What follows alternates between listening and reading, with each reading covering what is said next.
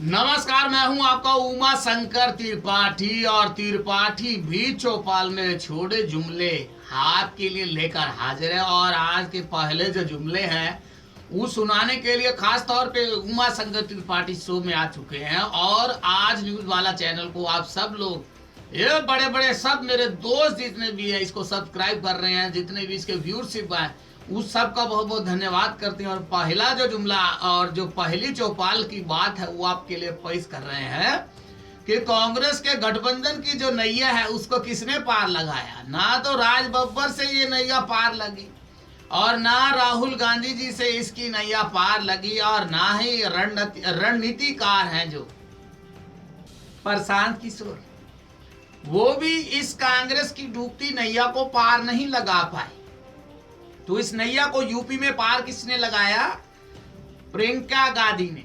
प्रियंका गांधी ने इस कांग्रेस की नैया को, जो गठबंधन की नैया थी, एकदम से सपा के साथ जोड़ दिया। इससे पहले की बात करें तो सपा समाजवादी पार्टी अखिलेश बाबू ने अपना जो पहला लिस्ट था वो जारी कर दिया। उसके बाद ये तनातनी बन गई कि भाई यूपी में कांग्रेस पार्टी का, जैसे ये कह लीजिए अजीत सिंह के साथ नहीं गठबंधन हुआ तो ऐसा लग रहा था कि कांग्रेस पार्टी के साथ भी अब समाजवादी पार्टी का गठबंधन नहीं होगा। लेकिन आज देखिए कैसी बात बन गई कि आज राहुल गांधी ने अखिलेश बाबू के साथ अपना दोनों का पिक्चर खींच करके ट्विटर फेसबुक के ऊपर अपडेट किया और कहा है कि उत्तर प्रदेश में 14 रैली करेंगे, इकट्ठा करेंगे। भाई इसका मतलब ये हुआ कि अब यूपी में जो कांग्रेस अपना कह ढाने के लिए बिल्कुल तैयार है और प्रचार की जो प्रतिक्रिया है वो कल से शुरू हो जाएगी। भाई अब इसमें कहा कि पहले जो बात चल रही थी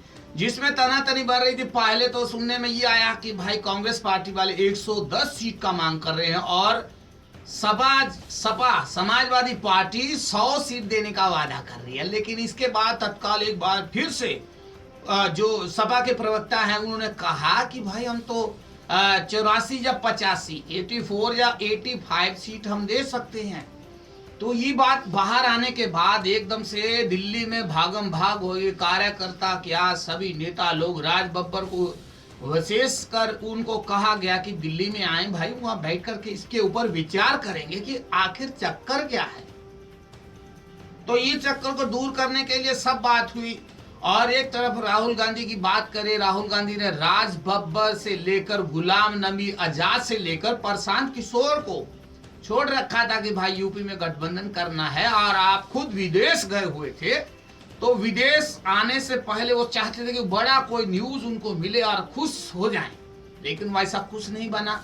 और जब लिस्ट जारी हुआ तो उसके बाद एकदम से कांग्रेस में एकदम से सनसनी फैल गई कि भाई अब नहीं लगता कि ये कांग्रेस पार्टी के साथ समाजवादी अखिलेश बाबू कोई गठबंधन करेंगे। तो भाई उसके बाद क्या हुआ, प्रियंका गांधी जी ने अपना जो राजनीति का गुर है, जो पत्ता है वो फेंका और समाजवादी पार्टी के अखिलेश बाबू के साथ मीटिंग तय किया, उनसे बात की। और बाद में पहले 110 का मांग किया कि 110 सीट चाहिए, तो अखिलेश बाबू ने कहा कि नहीं 100 देंगे।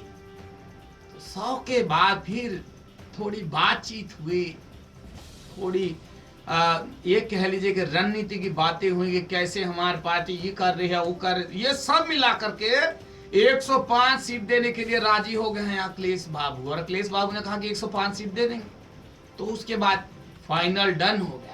तो ये एक बात सोचने का ये है कि चौपाल में बैठे उमा शंकर त्रिपाठी ने सोचा कि भाई देखिए अब ये सबसे बड़ी बात जो इसमें ये जो गठबंधन करवाने में सबसे बड़ा जो हाथ है, किसका हाथ हो सकता है? तो इसमें सबसे बड़ी भूमिका है जो वो है अखिलेश बाबू की पत्नी सांसद डिंपल यादव, जो बेहद ये कह सकते हैं बहुत खास इनकी भूमिका रही इस गठबंधन को जोड़ने में। नहीं देखिए, पहले ये कहा जा सकता है कि अब अखिलेश बाबू अगर किसी से चलते हैं, अगर किसी की सुनते हैं तो वो है डिंपल यादव। नहीं से पहले देखिए अपने बाबूजी नेताजी की, मुलायम सिंह यादव की भी नहीं सुनी और जो करना कर दी।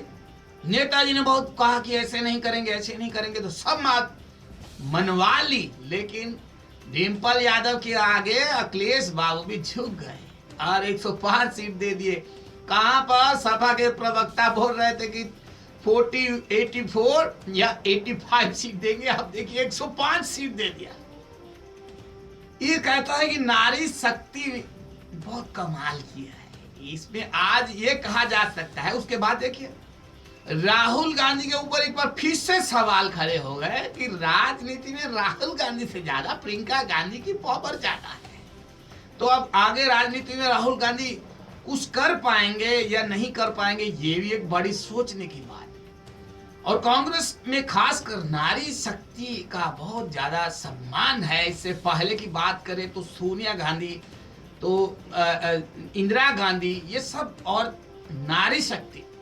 आप देखें दिल्ली में अमरिंदर सिंह, कैप्टन अमरिंदर सिंह की पोती, वो भी चुनाव प्रचार करने के लिए पंजाब के चुनावी दंगल में कूद पड़ी। अब उसको भी लगता है कि मैं अगर कैप्टन अमरिंदर सिंह का प्रचार करूंगी तो भाई बहुत फायदा होगा।